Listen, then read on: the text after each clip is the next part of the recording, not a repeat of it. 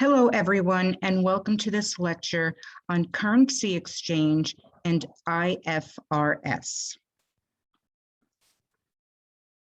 So during this lecture, we're going to be covering GAAP versus IFRS and currency exchange rates. So if you're not familiar with what IFRS is, it is the International Financial Reporting Standards. So it's similar to the generally accepted accounting principles that are used for US publicly traded companies. However, companies abroad do not use GAAP and they follow the IFRS rules.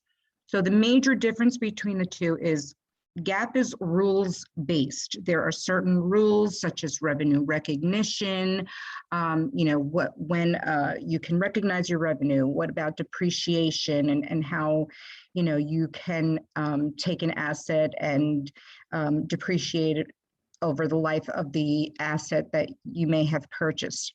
Whereas with IFRS, it's principle-based. So what that means, it leaves more room for interpretation. So under GAAP, we said that profit does not equal cash. Well, with IFRS, that's even more so, right? Because it's based on some principles, not rules.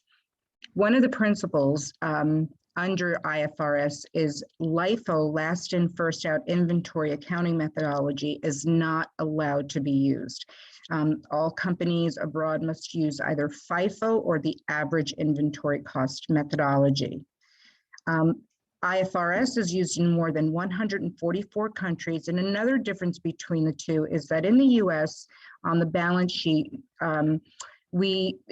companies list their most liquid assets down to the least liquid assets, right? So your current assets show first, and then your non-current assets show up second. Well, under IFRS, it's the complete opposite. Your non-current assets are listed first. So they list least liquid assets to most liquid assets. So this is just a map showing you how many countries around the world abide by the IFRS, and anything is blue indicates that they are non-IFRS compliant. And as you can see over here, the United States is one such country because we use GAAP. So now we're going to talk a little bit about interpreting another country's currency, known as a foreign exchange, or Forex for short. It's basically the principle of swapping one currency to another. Now, there are various websites that provide currency conversions that you can go to find out the value of, how much is a euro to €1 to £1, $1 to €1. And there are rules when you're converting currency. The first is, if you want to know the value of your currency in another country, multiply your currency by the foreign currency's value. So my currency in this first example is the dollar. So if I have $100 and I want to convert it to Canadian dollars, I need to know the value of that Canadian dollar.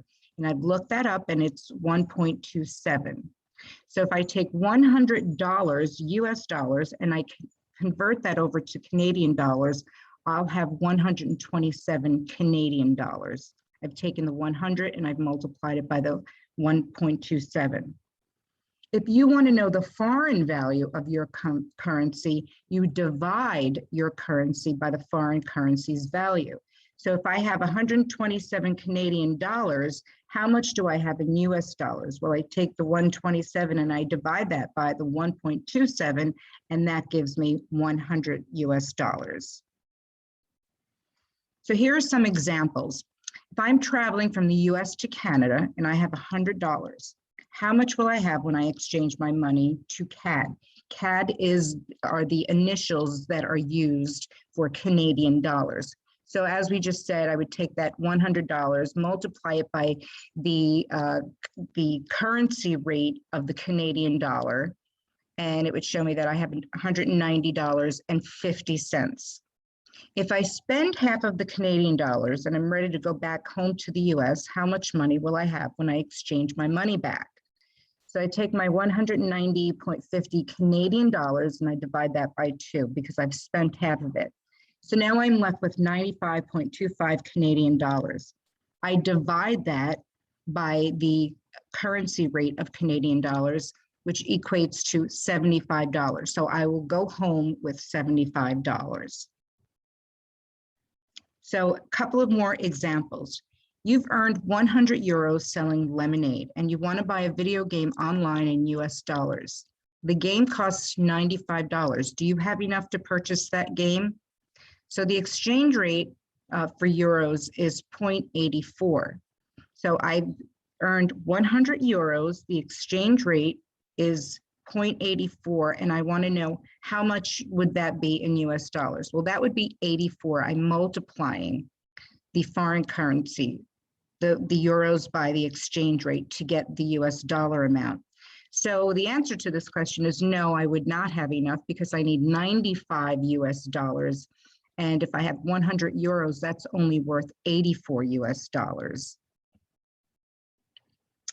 In the next example, your aunt in Australia sent you money for your birthday in Australian dollars. She sent you 200 AUDs. AUD is the translation for Australian dollar. What amount do you have in USD, US dollar? So the exchange rate for Australian dollar is 1.34. So if I want to find out how much that 200 Australian dollars is valued in the United States, I'm going to divide the 200 Australian dollars by the exchange rate, which means I'll have $149. And now your uncle sent you $300 for your birthday from the US, but you live in Europe. How much will you have when you convert the dollars to euros? So he sends you $300. The exchange rate of the euros is 0.84, and I'm going to multiply that. So I will have 252 euros to spend.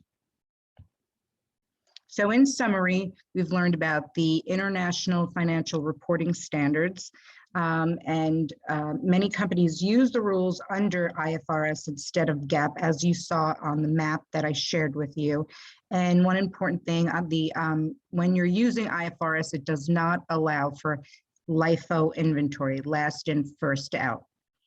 Here are some foreign exchange websites that you can go to find out the exchange rates of various countries.